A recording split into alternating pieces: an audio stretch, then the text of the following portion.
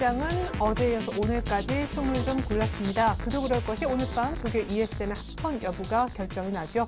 유럽의 기금이 바로 이쪽에서 나와야 되는데 이 기구 자체가 합헌이냐 위헌이냐 여부가 독일 헌법재판소에 의해 오늘 밤 판단이 서게 된다라는 얘기입니다. 일단 눈치 보는 것도 당연할 테고 무엇보다 옵션 동시만기의 영향권에 들어가면서 외국인들 선물 매도가 이번 주 들어 계속 이어지는 모습도 특징적이었는데요. 하지만 코스닥만 상승세가 이어졌습니다. 이벤트 거치면서 1900 깨지면 사라하는 의견도 조심하라는 의견도 동시에 나왔던 날입니다. 오늘 종가 먼저 체크하고 돌아올게요. 시황센터입니다. 국내외 대형 이벤트들을 앞두고 시장에는 관망세가 이어지면서 코스피 지수가 이틀째 하락했습니다. 오늘 지수는 소폭 하락 출발했는데요.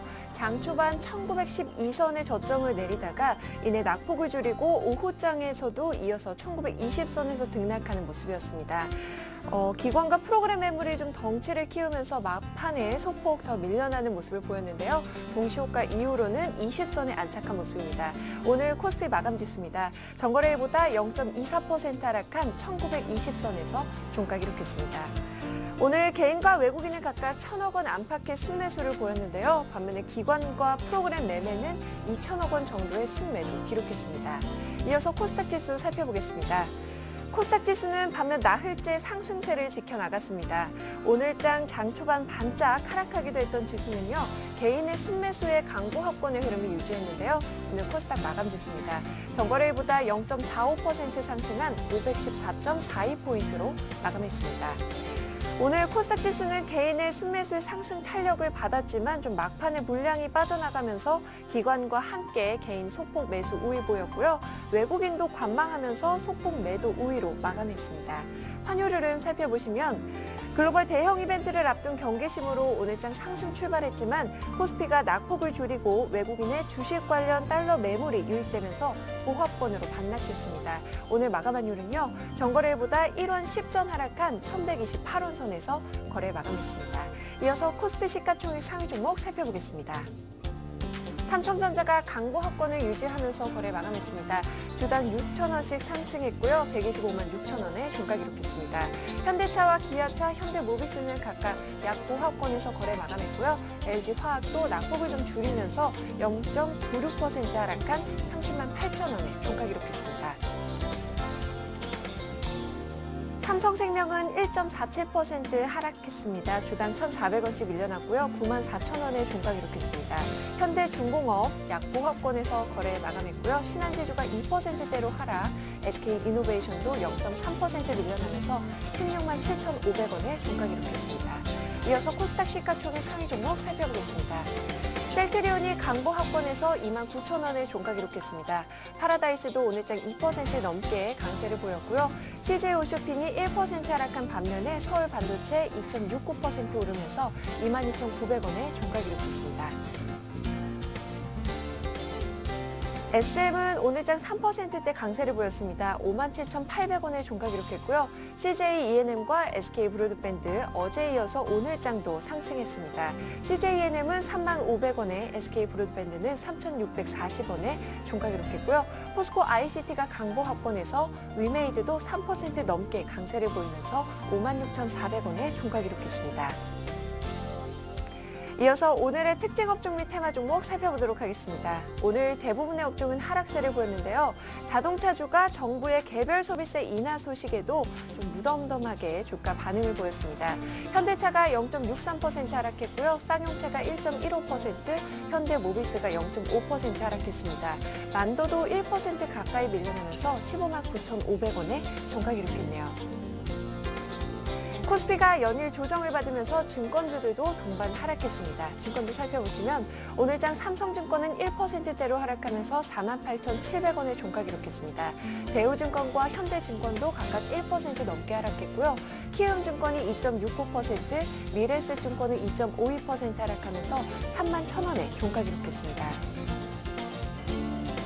부진한 시장에 맞서서 통신주는 오늘장 선방했습니다. 외국인과 기관이 동반 매수하면서 강세를 보였는데요. 오늘 KT는 1.56% 상승하면서 35,900원의 종가 기록했고요. SK텔레콤과 LG유플러스도 각각 1%가 넘는 상승세를 보였습니다. SK브로드밴드 역시 2.82% 오르면서 3,640원의 종가 기록했습니다. 북한이 우리 정부의 수해 지원 제안을 받아들이기로 했다는 소식이 알려지면서 남부 경협주들이 오늘장 좀 강세를 보였는데요. 막판에 주가들이 다 빠졌습니다. 오늘 좋은 사람들과 이화전기, 광련전기 각각 보합권에서 마감했고요. 로만손과 재룡전기는 하락 반전하면서 약보합권에서 거래 마감했습니다. 선도전기는 상승불을 꿋꿋하게 지키면서 0.64%로 3,160원에 종가 기록했습니다. 문재인 민주통합당 대선 경선 후보의 지지율 상승 소식에 어제의 부진을 딛고 오늘장 관련주들이 급등세를 보였는데요. 바른손은 8.4% 상승했고요. 오늘장 우리들 제약은 상한가 기록했습니다. 조광페인트 4.8% 상승세를 보였고요. 서해건설 상한가, 위노바는 14% 넘게 오르면서 3,000원의 종가 기록했습니다. 문재인 대선 경선 후보의 선전에 앞서서 안철수 관련주들은 하락세로 하루 만에 돌아섰는데요. 오늘장 안랩은 2.15% 하락하면서 122,700원의 종가 기록했고요. 솔고바이오는 5% 가까운 하락세를 보였습니다. 오늘과 내일 그리고 우성사료도 각각 3%가 넘게 하락했고요. 잘만테크 5.12% 밀려나면서 3,800원의 종가 기록했습니다. 불황으로 인해 저가 화장품 수요가 증가하고 중국 소비시장 수혜 기대감과 또 실적 전망 등으로 투자 심리가 개선되면서 중소형 화장품 주가가 상승했습니다. 오늘장 에이블 CNC는 5% 넘게 강세를 보이면서 79,100원의 종가 기록했고요. 코스맥스가 4.07%, 한국콜마가 5.24% 상승했습니다. 아모레지도 1% 넘게 상승하면서 445,000원의 종가 기록했습니다. 다음 달 나로호 3차 발사를 진행한다는 소식에 관련주들이 오늘장 상승세를 보였는데요. 막판에 주가들이 좀 다 밀려났습니다. 비초로테크 4.68% 하락했고요. 세트랙 I 3.9%, 한양 ENG도 3.49% 하락했습니다. 한양 디지텍 역시 4% 넘게 밀려났는데요. 반면에 비츠로시스는 상승폭을 유지하면서 5% 넘는 급등세로 4,480원에 종가 기록했습니다. 지금까지 시황센터에서 김혜선이었습니다. 네, 중국 상해종합지수 아직 마감이 안 됐는데요. 1% 넘게 하락폭을 조금 키우는 중이네요. 오늘 코스피는 1920.00, 정확히 1920선을 일단은 지켜주었습니다. 먼저 삼성증권으로 가겠습니다. 임수균 연구원님 안녕하세요. 네, 안녕하십니까? 네, 금요일 급등 이후 어제 오늘 빠졌다지만 도합해야 10포인트도 채 키우지 않았습니다. 낙폭이요. 당장 이제 오늘 밤에 있을 독일 ESM 합헌 결정이 날지 주목이 되는데 긍정적인 얘기들이 많습니다만 돌발 변수는 없습니까? 네, 일단 ESM의 합헌 그 위헌 여부 판결이 그 유로존 이슈에 있어서는 상당히 좀 중요한 문제가 될 가능성이 높습니다. 일단 그 ECB 드라기 총리가 이야기했던 그 유로존 그 국채에 대한 무제한 재입 그 유로존 국채 무제한 매입 방안 자체가 그 ESM이라든지 EFSF의 구제금융을 신청하는 게 이제 전제 조건이다라고 이야기를 했기 때문에요. 사실 지금 ESM이 출범을 하지 못하는 상황에서는 드라기 총리가 이야기했던 위기국 국채 매입 방안 자체가 지금 수포로 돌아갈 가능성이 크기 때문에 일단 좀 그 독일 헌법재판소의 그 ESM 위헌 판결 여부가 상당히 좀 관심이 되고 있는 상황입니다. 현재로 봤을 때는 그 무난하게 그냥 합헌 판결이 내려질 거다라는 의견들이 좀 많은 것 같고요.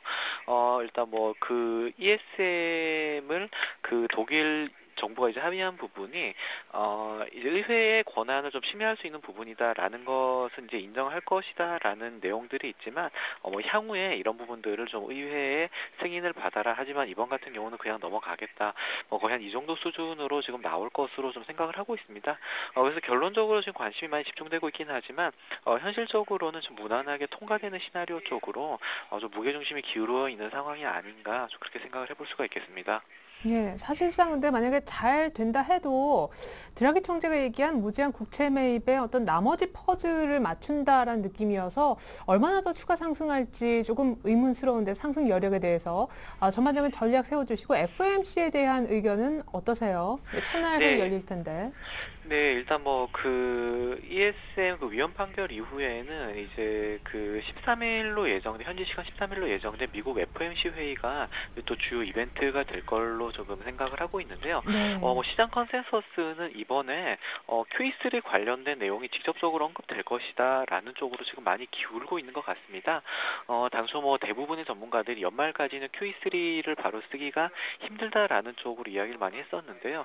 어쨌든 미국 경기에 대한 우려가 좀 지속적으로 부각이 되고 있고, 또 이제 아까 말씀하셨듯이 이제 ECB의 이제 정책 이후에 추가적으로 좀 이런 경기 부양 기대감을 이어간다라는 측면에서 미 연준도 추가 경기 부양에 나설 것이다라는 기대가 좀 많이 부각이 되고 있는 것 같습니다. 좀 말씀을 하셨듯이 지금 ECB의 정책 기대감 같은 경우는 이미 기대감이 충분히 증시에 반영된 상황에서 이제 남은 과제들을 좀 퍼즐 맞추기 식으로 가는 느낌이 강하기 때문에 ECB의 정책 기대감 자체가 향후 강한 증시 반등의 모멘텀이 되기는 조금 힘들다라고 판단을 하고 있습니다. 그래서 지금 ECB 정책 기대감에 따른 안도 랠리는 직전 고점에 해당하는 1950 정도로 보는 게 좀 타당해 보이고요. 여기서 추가로 시장이 좀 상승을 하기 위해서는 미 연준에서 QE3 같은 강력한 정책을 좀 내놓아야지 1900선을 좀 상향 돌파하는 그림이 가능하지 않을까 이렇게 생각을 하고 있습니다. 네, 만약에 ESM 합헌 결정 나오면 정고점까지는 갈 수 있다. 그 룸을 활용해서 트레이딩 해볼 만한 종목이 있다면은요? 네, 일단 뭐 시장이 전체적으로는 이제 저 주요 이벤트를 앞두고 좀 횡보 장세를 이어가고 있는 상황입니다. 네. 업종별로는 여전히 뭐 특별한 주도주가 없이 순환매 형식의 키 맞추기 장세가 나타나고 있기 때문에 그동안에 낙폭이 좀 과대했었던 IT라던가 자동차 건설 같은 주요 경기 민감주들에 대한 트레이딩 전략은 좀 고려해볼 만한 전략이 아닌가라고 생각을 하고 있습니다. 어쨌든 지금 시장에 부각되고 있는 이슈가 글로벌 경기 부양 이슈이기 때문에 이렇게 뭐 국내 뭐 한국 같은 경우도 어제 이제 경기 부양책을 발표를 했었는데요. 관련해서 수혜가 기대되는 뭐 건설이라든지 IT 자동차 같은 업종들은 좀 꾸준히 주목해볼 필요가 있지 않을까 이렇게 생각을 하고 있습니다. 네, IT, 자동차, 건설, 경기 민감주로 트레이딩 해야 된다라는 얘기 들어봤습니다. 삼성증권 임수균 연구원님 전략까지 들어봤어요. 감사합니다. 네, 감사합니다. 네, 자 이번에는 수급 분석 한번 들어볼까요? 샘플러스 이상로 전문위원 연결해 보겠습니다. 안녕하세요. 네, 안녕하십니까. 오늘 네. 하루도 정말 수고 많으셨습니다. 예, 우리 전문위원님께서도 수고 많으셨습니다. 조금 더 아이고. 수고해 주셨으면 좋겠는데 국가지자체가 또 시작이네요. 외국인들 선물도 그렇고 오늘 프로그램 매물이 거의 2천억 가까이 나왔다면서요. 네, 맞습니다. 뭐 그런 부분 같은 경우에는 뭐 매물 자체가 많았기 때문에 어느 정도는 조금 생각을 하셔야 될 것 같아요. 그래서 뭐 지금 오늘 뭐 시장을 전체적으로 한번 평가를 한번 해본다면 뭐 일단은 아직도 코스닥이구나라고 또 말씀을 좀 드릴 수 있겠고요. 그래서 지금은 수익이 나려면 코스닥이 조금 더 유리하다 그렇게 말씀을 드리겠습니다. 일단 거래소 같은 경우에는 개인과 외국인의 어느 정도의 매수세가 좀 돋보였다 말씀을 드릴 수 있겠고요. 대신 기관 같은 경우에는 나홀로 약세를 보이는 시장이었습니다. 그리고 오늘 조금 주목해 봐야 되는 게 있는데 일단은 보시면 지금 같은 경우에는 외국인 같은 경우에는요. 대형주 그리고 전기전자 업종에 상당히 큰 매수세를 조금 많이 벌였습니다. 그만큼 지금은 외국인 같은 경우에는 가는 시장이라고 판단을 좀 많이 하는 느낌이 상당히 강했다. 그렇게 말씀을 드릴 수가 있겠고 대신에 기관 같은 경우에 한번 보셔야 되는 게요. 기관 같은 경우는 지금 통신업종 그리고 소형주 쪽에 상당히 매수세가 좀 조금씩 나타났습니다. 일단은 기관의 특징은 지금 약세장 그러니까 경기 방어적인 성격이 강한 종목군 위주로 매수를 좀 많이 들어갔다 그렇게 보시는 게 좋겠고요.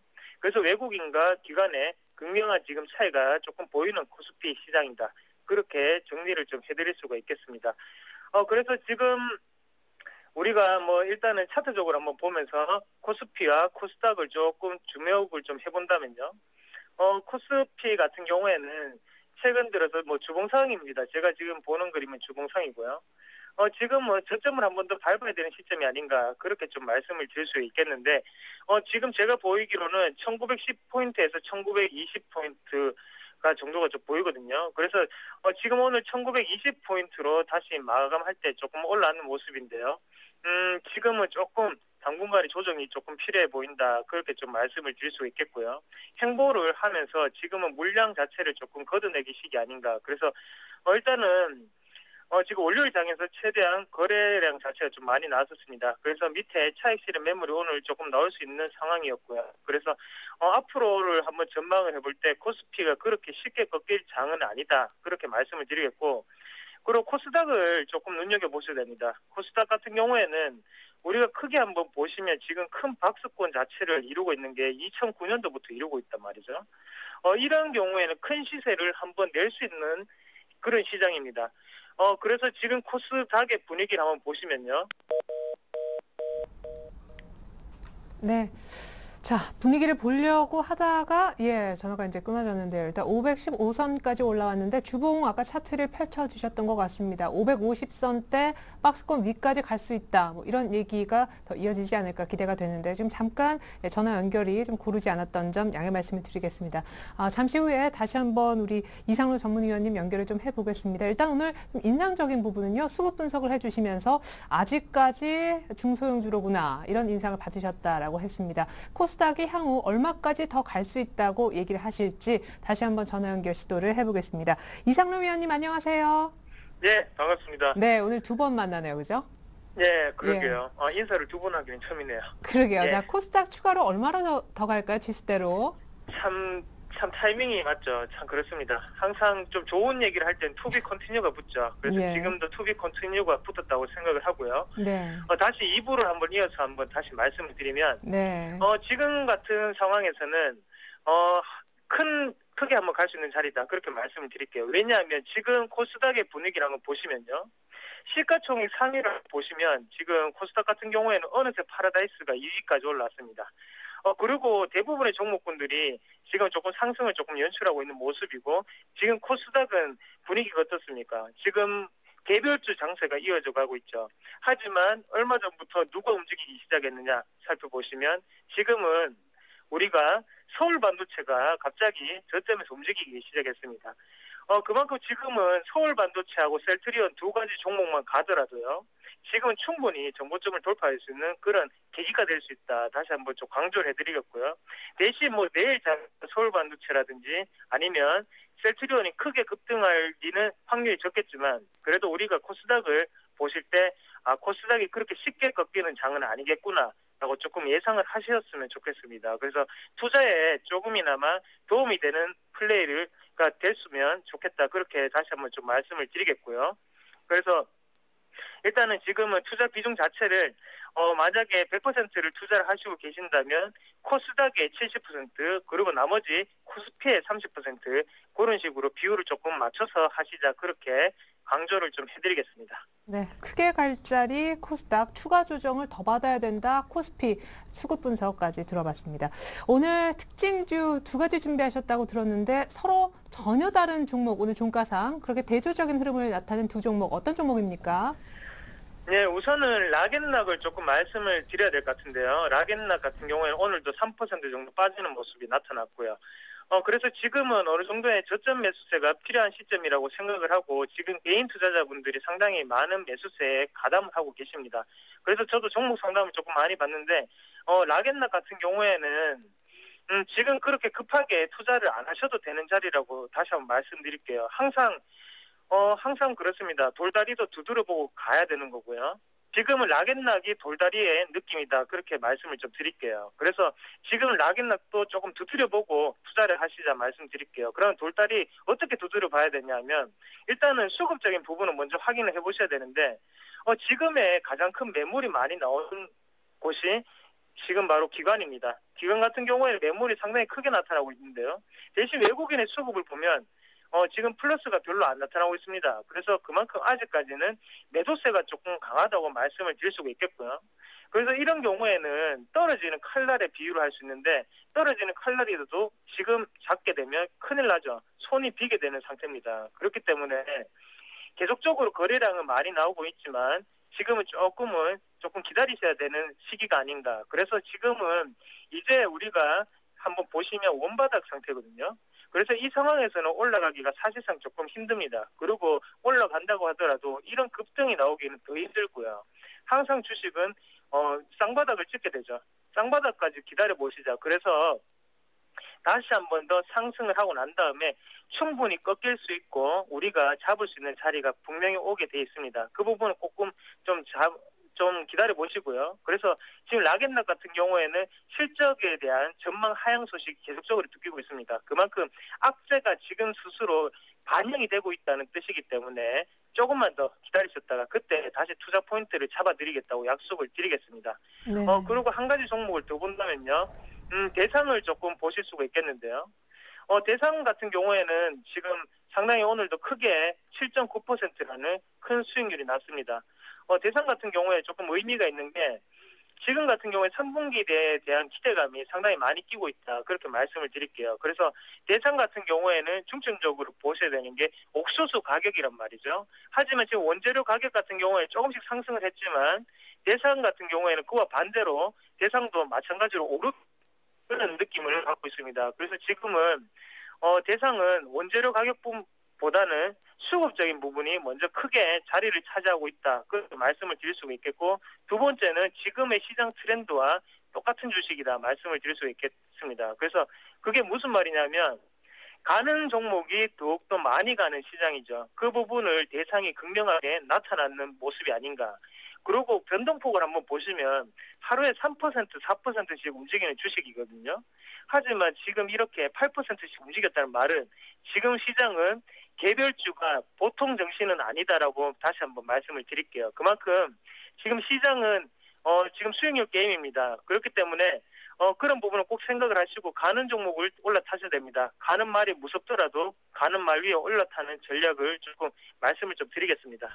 예, 무서워도 일단 올라타면은 좀 가을 바람도 맡으실 수 있고 시원하겠죠. 오늘 갈 만한 종목 준비해 주셨다고요? 예, 맞습니다. 일단은 전에 저번 주 금요일이죠. 저번 주 금요일에 말씀드렸던 SBS 콘텐츠업은 조금 많이 올라갔습니다. 그래서 네. 지금 15,200원까지 올라왔고 여기서 그냥 더욱더 홀딩을 하시는 전략을 조금 추천드릴게요. 아직 멀었습니다. 멀었고요. 네. 그다음에 휴비츠 같은 경우에는 다시 한번 또 매수를 또 더 해보겠습니다. 그래서 그때 13,000원대 말씀을 드리고 난 다음에 지금 다시 정고점이죠. 그래서 14,300원 부근까지 올라왔는데요. 제가 처음에도 말씀드렸지만 14,900원은 분명히 뚫을 수 있는 가격대다. 그렇게 먼저 말씀을 드리겠고 일단 2분기의 실적에 대한 반영은 이미 제가 볼 때는 끝났는 것 같습니다. 그래서 2분기 실적에 대한 기대가 2분기 실적에 대한 증명은 필요가 없고요. 지금 상황에서는. 지금은 3분기 실적에 대한 기대감이 조금 자리 잡고 있는 시장이 아닌가 그렇게 말씀을 드릴 수가 있겠고 일단 중국 시장에서의 시장 점유율 상승을 조금 줄 수가 있겠습니다. 그 부분이 3분기에도 나타날 것이라고 생각을 하고요. 파라다이스 같은 경우에 지금 신고가 행진을 계속적으로 하고 있죠. 거기에 발맞춰서 중국 트렌드를 가졌던 큐비츠 또한 그런 모습이 나타날 수 있다는 거 말씀을 드리겠습니다. 그래서 매수가 같은 경우에는요.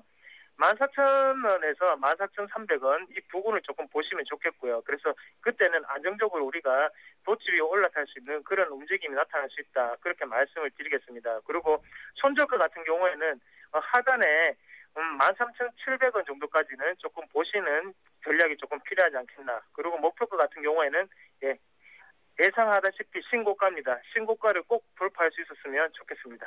예, 좋습니다. SBS 콘텐츠허브 아직 팔지 말라고 하셨고 오늘 신규 종목으로 휴비츠 신고가 노리고 한번 들어가 보자 하는 얘기까지 들어봤습니다. 앞선 수급 분석의 이상로 전문위원 도움 말씀 들어봤습니다. 감사합니다. 네, 고맙습니다.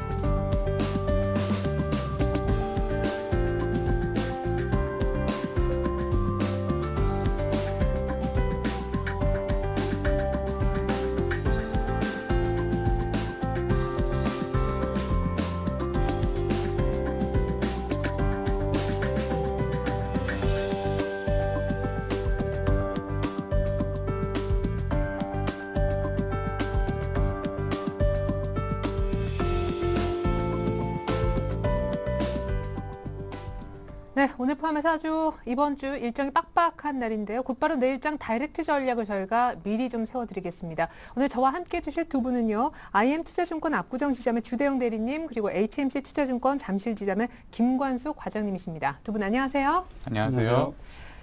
자, 두 분의 전문가가 얘기하는 내일장 다이렉트 전략입니다. 화면 보시죠. 내일장 주식을 사도 좋은지, 내일장의 가장 큰 시장 변수는 무엇인지, 내일장 종목을 살 때 기준은 무엇이 필요한지, 마지막으로 어떤 종목을 사면 좋을지 답을 미리 들어봤습니다. 주대영 대리님은요. 내일장 변수가 많으니까 관망하는 것이 좋겠다. 관망이 필요하다라는 한자인가요? 어렵네요. 자, 김관수 과장님은 관망과 분할 매수, 어떤 종목을 분할 매수하면 좋을지 마지막에 답을 곧바로 보니까 한국콜마 얘기하고 계십니다. 주대용 대리님은 내일장 변수로 역시 선물옵션 동시만길, 목요일이 좀 걸린다 하셨고 김관수 과장님은 대외 정책 이벤트 체크하자라고 하셨습니다. 주대용 대리님은 보수적인 투자 전략이 필요하다라고 종목 기준에 대해서 언급해 주셨고요. 김관수 과장님은 3분기 실적이 좋아지는 종목 중에서 골라야 된다. 그 가운데 한국콜마인 것 같고요. 주대용 대리님은 보수적으로 투자하되 한국 토지 신탁 정도는 관심 가져도 좋다고 얘기하고 계십니다. 자, 내일장에 대한 전략, 왜 그렇게 답을 주셨는지 하나하나 얘기를 풀어가겠습니다. 일단 내일장 주식 사도 됩니까? 라고 하니까 주대영 대리님이 변수가 많으니까 그냥 보자. 요즘 싸이의 강남 스타일이 유행인데 요즘 코스피는 그냥 관망 스타일. 네, 그렇습니다. 지금 네. 몇 주째 지금 계속 관망을 외치는 것 같은데요. 외인들의 그 폭발적인 8월달 초에 그 매수세는 좀 사라진 것 같습니다. 그런데 좀 낙폭을 크게 내려가던 지수가 이제 또 마리오 드라기 총재의 발언으로 이제 급반등을 하면서 1900선에 안착하는 모습을 보여드리는데요. 저 같은 경우는 지난주하고 뷰가 똑같다고 보시면 될 것 같습니다. 일단 1900선이 중심선이고요. 그 위로 이제 플러스 마이너스 30포인트 정도, 그러니까 상단은 1930선 정도, 그리고 하단은 1870선 정도의 좀 변동성이 좀 큰 장세라고 저는 보고 있는데요. 개인적으로는 1900을 중심으로 한 100포인트까지 열어놓고는 있습니다. 근데 그건 분명히 제가 1차적으로 제시해드렸던 선들이 깨질 때에만 가능한 거기 때문에요. 지금 그 안에 있기 때문에 오히려 변동성 구간에서 그냥 단타 위주의 짧은 매매가 더 필요하지 않나라고 말씀드립니다. 뭐 ESM 같은 경우도 거의 뭐 판결이 날 듯하다고 이렇게 전문가들이 얘기해주고 있고요. FOMC나 금융통화위원회, 뭐 동시만기 이런 이벤트들을 봤을 때 분명히 이번 주에 뭔가 큰 임팩트 있는 사건이 하나쯤은 터지지 않을까라는 기대감이 있습니다. 그렇기 때문에 오히려 파생시장 쪽에서는 그런 흐름을 두려워하기 때문에 오히려 금요일 같은 이런 좀 빠졌다 싶으면 또 바로 올려서 제자리에 갖다 놓는 그런 식으로 해서 한 1920선이라는 그냥 지수 자체를 정확하게 이게 픽스해버렸습니다. 1920이라는 숫자에 이렇게 딱 맞춰버렸는데요. 아, 나 살아있다 이런 걸 좀 보여주는 그런 그림이지 않을까라고 저는 보고 있습니다. 저렇게 지수를 00까지 맞추려면은 정말 세밀하게 큰 돈 갖고 작업을 하지 않으면 안 되니까요. 지금 분명 동시만기를 앞두고서 그들은 전략적으로 지금 진행하고 있다라고 보고 있고요. 일단 3월물 동시만기 때 그 K200 선물 가격이 262.85였습니다. 그리고 6월 달이 248.6이었는데요.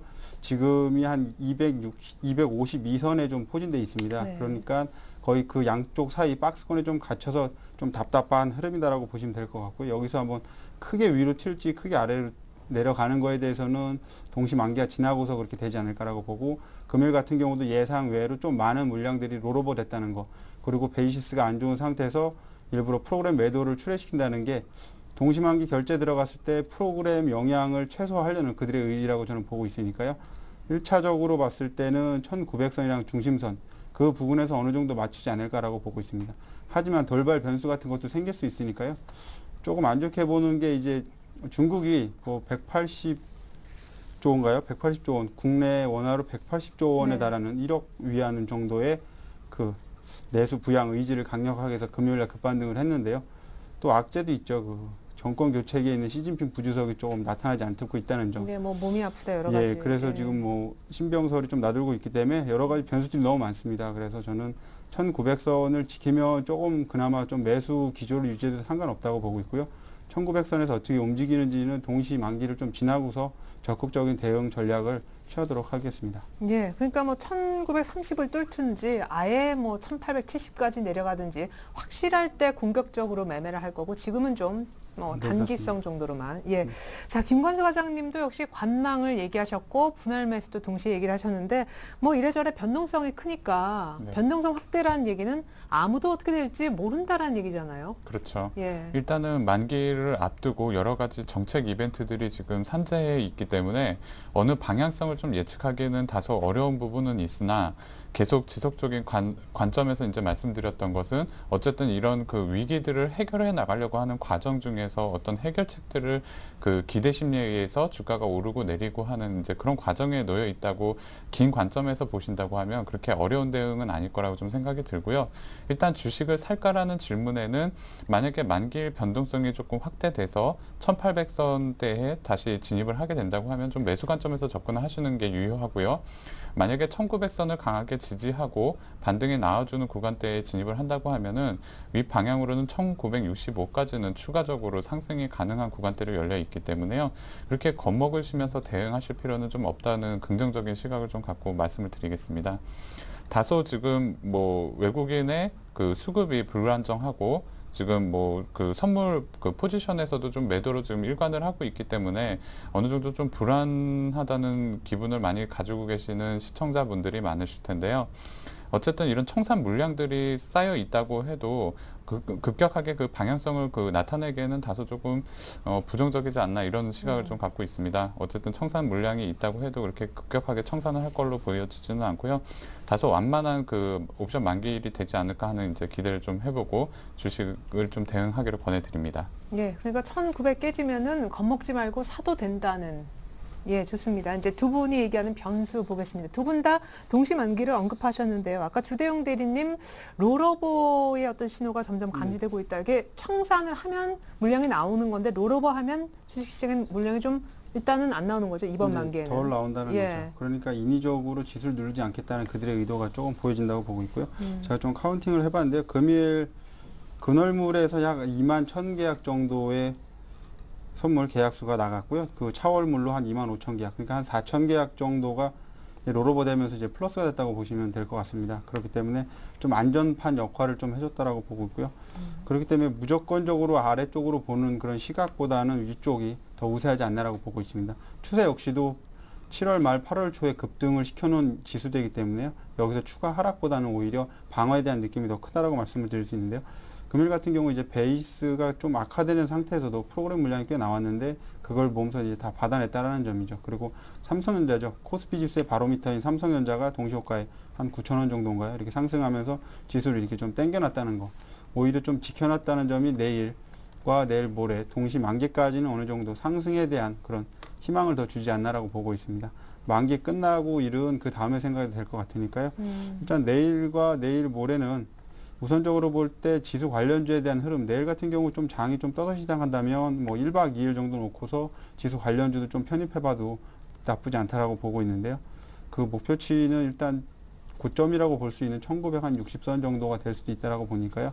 제가 제시해드린 1930선을 좀 강하게 돌파한다 싶으면 그때 따라가도 늦지 않다라고 말씀을 드리고 싶습니다. 금일 같은 경우 제가 파생 쪽 흐름을 좀 많이 지켜봤는데 외인들이 콜매도 발행을 좀 많이 했습니다. 지속적으로 해놨기 때문에 위가 좀 막혀있는 형국이 아닌가 했는데 금일 오전장에 좀 아래로 강하게 밀다가 또 그걸 올리면서 다시 한번 1920선에 대한 지지력 테스트를 해줬기 때문에 한 발짝 물러서 있지 않나. 그래서 목요일까지는 좀 안정적인 흐름을 나타낼 수 있다고 보니까요. 동시 만기 이벤트를 놓고서 좀 크게 변동성을 노리는 세력들은 좀 다소 좀 주춤하지 않을까라고 보고 있습니다. 오히려 이벤트가 많기 때문에 그들도 한 방향으로 잘못 배팅을 했다가는 큰 손해를 보니까요. 지금 같은 경우는 좀 납작 엎드려 있지 않나라고 보고 있고요. 삼성전자를 쥐고 있는 외국인들이 또 물량을 내놓을지 아니면 더 사줘서 지수를 끌어당길지. 그럼 내일 같은 경우는 저 같은 경우는 지수가 양봉이라면 한 번 정도는 따라가 봐도 나쁘지 않다라고 보고 있습니다. 네. 아니, 그러면은 롤오버로 긍정적인 움직임이 예상이 되고 있다는데 동시만기 때 외국인발 매물 폭탄 우려를 안 하시는 거죠, 지금? 네, 지금 저 같은 경우는 지금 그걸 나오는 걸 막기 위해서 일부러 계속적으로 지금 베이시스 악화시키면서 프로그램을 출회시킨다는 거죠. 일부러 네. 그걸 받아낸다는 거죠. 그래서 자신들이 카운팅할 수 있는 예상 외의 물량들을 받아냄으로 인해서 충격을 최소화하는 전략을 지금 취하고 있다고 봅니다. 그렇다고 무조건 안심할 수 있는 건 아니죠. 어디서 돌발 물량이 나올 수도 있는 거고요. 네. 이벤트들에 대해서 회의적인 시각을 갖고 있는 뭐 재료에 팔아라는 증시 격언도 있으니까요. 그런 네. 거 한번 살펴보시면은 지금 솔직히 너무 많은 이벤트들 때문에 네. 물량이 없는 게 더 속편할 수도 있다라고 보고 있습니다. 네. 자, 속보가 하나 나왔습니다. 안철수 서울대 원장이요. 민주당 쪽에서 경선이 완전히 마무리되고 후보가 뭐 단일화되든 결정이 되면은 그 다음에 출마 입장을 밝힐 것이라고 했습니다.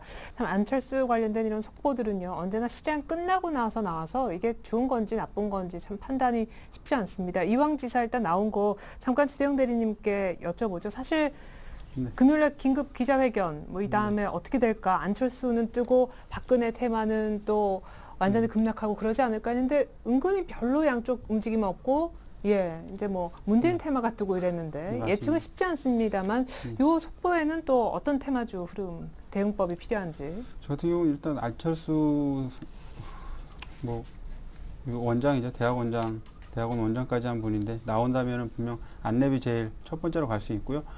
오히려 나온다고 했다 이제 경선에 들어가게 된 문재인 관련주가 또 치고 올라올 가능성이 좀 크다라고 봅니다. 그래서 저는 같이 놓고 보셔야 된다라고 보고요.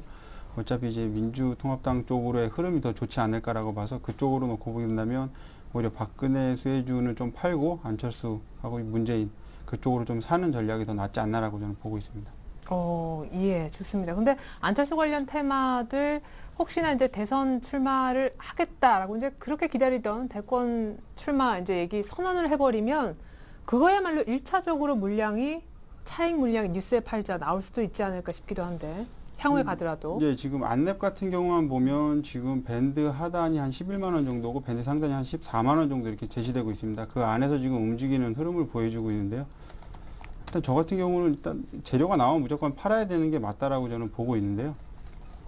지금 문제 같은 경우는 제가 보기에는 일단 선도 세력들은 이미 팔고 있다라고 저는 보고 있습니다. 이게 가격대가 안랩 같은 경우는 거의 저 밑에 2, 3만 원대에서부터 쭉 올라왔기 때문에 10만 원과 14만 원대의 거대 매물대가 있습니다. 그래서 개인들도 많이 들고 있고요. 지난번에 이벤트가 한번 있었죠. 그 SBS 예능 프로에 나왔을 때 한번 14만 원 막 이렇게 치고 올라가는 흐름 나왔습니다. 근데 그걸 뚫지 못했다는 것 자체가 일단은 재료가 나오면 거기서 이제 강한 상승 기류가 있을 때 팔아야 된다. 무조건 팔아야 된다라고 저는 보고 있습니다.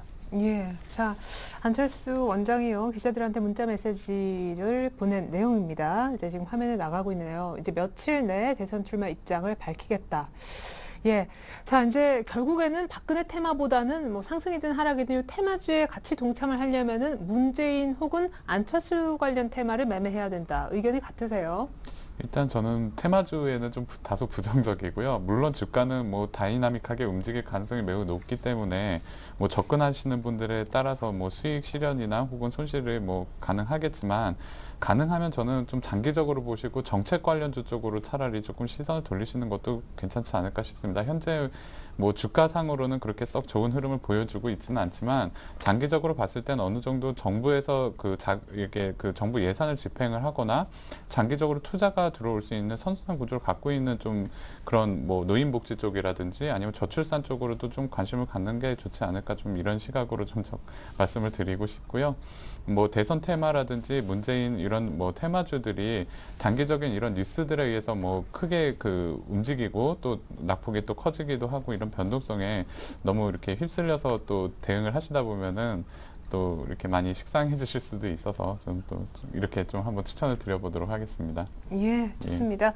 자, 갑자기 이제 안철수 관련된 속보가 좀 들어와서 그 얘기를 조금 했습니다. 다시 한번 내일장 변수로 돌아가 보겠습니다. 우리 김관수 과장님의 변수 들어볼 차례죠. 정책 이벤트 보자고요. 예, 뭐 계속 누누이 뭐 8월, 7월 달부터 말씀드렸던 내용이지만 9월 달에 산재해 있는 이제 정책 이벤트 중에 하나는 22에서 이미 이제 마리오 드라기 총리가 이미 또 해결을 해줬죠. 국채를 무제한 매입하겠다고 발언을 했으나 이제 추후에 따라오는 이제 그 팔로우업이 좀 아직 부재한 가운데 지금 시장의 관망세를 좀 보여주고 있고요. 13일에 현지 시각으로 13일에 있을 FOMC 이제 회의에서 Q3에 대한 구체적인 어떤 내용들이 나올지 이제 여부 좀 관심 있게 보셔야 될 것 같고요. 그 다음에 이제 14일 날 있을 우리 금통이라든지 그리고 선물 옵션 동시 만기일에 어떤 변동성이 있는지 여부를 좀 잘 체크를 좀 해야 될 걸로 좀 보여집니다. 다만 변동성이 있다고 해도 그렇게 뭐 누누이 말씀드렸지만 삼성전자가 급락했을 때도 저는 말씀드렸던 부분이 그렇게 두려워하지 마시고 오히려 저가 매수의 기회로 삼으시라고 좀 말씀을 드렸는데요. 이번에도 혹시 또 주가가 조정이 되어진다고 하면 이렇게 두려워하시지 마시고 저가에 좀 분할 매수를 좀 하셔서 대응을 하셔도 무난할 걸로 좀 보여지고요. 일단 지수는 차트를 잠깐 보시면서 말씀드리겠는데요. 주봉 차트입니다. 전에도 여러 차례 좀 보여드렸었는데 이렇게 한번 그 급락을 해주고 나서 이제 반등이 나왔던 구간에 대해서 이렇게 조금 동그라미로 좀 표시를 좀 해놨었는데요. 이번 구간대에는 그 20주선을 좀 견조하게 좀 받치면서 한 달에서 한 달을 좀 넘게 조금 지금 주가가 좀 횡보를 하면서 흘러주는 모양이 나왔습니다. 여기서 요 지지에서 만기일이라든지 이런 정책 이벤트들 잘 무난히 넘긴다고 하면은 주가는 좀 윗방향으로 움직일 가능성이 매우 높은 구간대이기 때문에요. 현재에서는 뭐 이렇게 크게 두려워하시지 마시고 대응을 하셔도 무난할 걸로 좀 보여지고요. 구간은 지금 1900선을 지지를 잘 해준다고 하면 1965까지도 반등 가능한 구간이니까요. 윗방향으로 좀 열어놓으시고 대응을 하셔도 좋을 것 같습니다. 네, 이어서 종목 선정법 알아보겠습니다. 주대웅 대리님은 전반적으로 보수적 관점을 유지하자.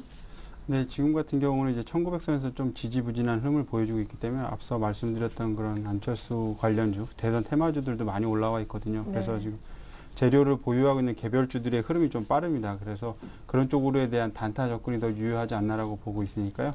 그런 식으로 접근하시면 매매하는데 나쁘지 않을 거라고 보고 있고요. 일단 재료가 나오면 무조건 먼저 팔아야 된다라고 저는 말씀드리고 싶습니다. 예, 우리 김건수 과장님은 3분기 실적 좋아지는 종목 가운데 사야 된다. 네, 역시 뭐 자동차와 IT를 빼놓을 수는 없지만 지금 시장 상황이 시총 우량주들은 좀 다소 소외되는 분위기이기 때문에요. 그 외에 또 말씀드렸던 좀 모멘텀 플레이가 가능한 그리고 또 외국인과 연기금리 수급이 좀 좋은 종목들 중에 말씀드렸었던 그 화장품이나 게임, 엔터주들 관심을 좀 많이 가져주시길 바라고요. 특히 뭐 화장품 쪽에서는 한국콜마나 뭐 코스맥스, 엔터테인먼트 쪽에서는 YG 엔터테인먼트, SM, 뭐 게임즈에서는 컴투스 게임빌, 그리고 아이폰 5가 이제 곧 출시 예정인데요. 관련해서 주가가 많이 움직일 수 있을 걸로 보여지는 실리콘웍스나 인터플렉스 같은 종목들 좀 관심 사항에 놓아 놓으시고 대응을 하시면 좋을 것 같습니다. 네, 지난주에 사실 흔들했었는데 모멘텀 플레이가 다시 좀 역시 가능해진 섹터까지 얘기를 들어봤습니다. 이어서 뭘 살까요? 이제 종목 얘기를 확인해 보죠. 주대웅 대리님, 한국토지신탁이라는 종목. 네. 부동산 쪽 관련돼 갖고요. 부동산 개발하고 이제 비토지에 대한 신탁, 리츠 등 사업을 영위하고 있는 회사입니다. 제가 갖고 나온 거 이제 기술적으로 좀 좋은 타이밍에 들어왔다고 해서 말씀을 드릴 수 있는데요. 차트 보면서 좀 짧게 말씀드리도록 하겠습니다. 지금 우상향 하고 있는 5일선을 타고 올라가면서요. 지금 60일선과의 한번 만남을 좀 기대하고 있는 자리라고 볼 수 있습니다. 지속적으로 악재가 흘러나와서 계속 흘러나온 상태에서 바닥을 잡고서 지금 되돌리는 구간에 있다라고 보니까요. 지금 같은 경우는 조금 힘이 탄력이 좀 있다라고 봅니다. 제가 아까 뽑을 때만 해도 좀 한 1,100원 초반에 있었는데 좀 올라와 갖고 내일 시초까지 좀 따라잡는 게 부담스럽긴 한데요. 그래도 지금 나쁘지 않은 흐름이 있으니까 강한 종목 좀 따라가셔도 될 것 같습니다. 매도가는 한 12,000원 잡아드리고요. 손절 라인은 1,050원 잡아드리도록 하겠습니다. 예, 네, 시초가에 사보자 한국토지신탁 설명이었습니다. 이어서 김건수 과장님의 내일장 사보자 하는 종목 한국콜마. 네, 한국콜마를 좀 추천을 드리겠는데요. 뭐 어제 엊그제 조금 그 구간대가 좋은 구간대여서 좀 추천을 드렸는데 오늘 여지없이 5% 넘게 강한 상승을 보여줘서 조금 좋은 분위기에 흘러가는 것 같아서 다행이고요. 일단은 차트를 잠깐 보시면서 말씀드리면은 현재 구간대에서는 21선을 지금 견조하게 받치면서 오늘 강한 양봉을 좀 이끌어줬기 때문에 전고점이었던 13,700원을 충분히 돌파 가능한 구간대고요. 추가적인 상승 가능합니다. 그래서 대응을 하시면 될 것 같고요. 종목 자체만 놓고 보면 뭐 중저가 화장품의 주가 상승세에 편승해서 같이 움직이고 있기도 하고 그 다음에 뭐 최근에 삼성 자산운용에서 상당량의 주가를 좀 매집하고 있는 것도 좀 포착이 되고 있고요.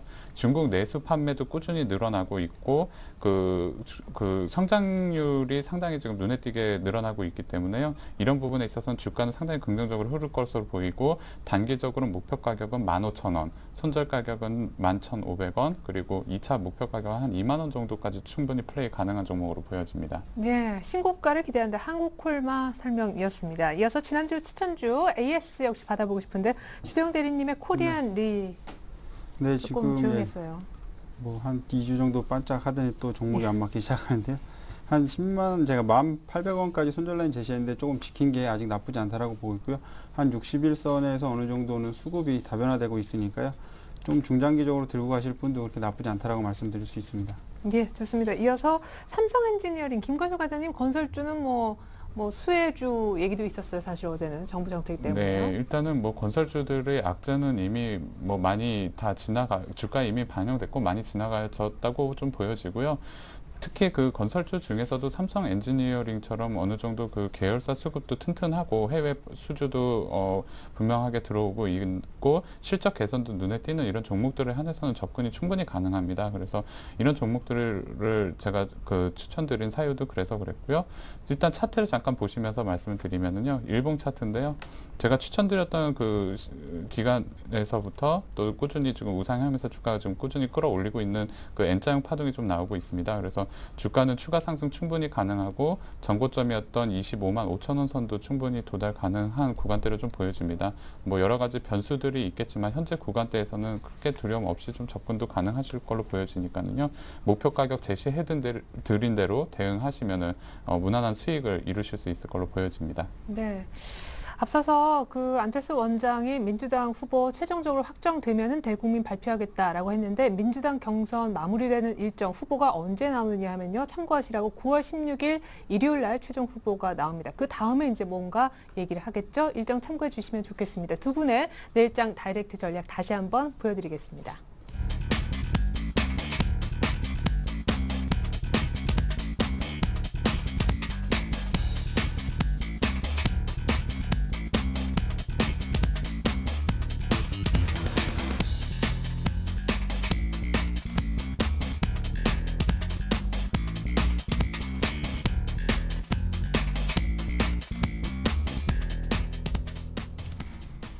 네, 이렇게 해서 내일장 갈만한 종목까지 두 분 오늘 도움 말씀 감사했습니다.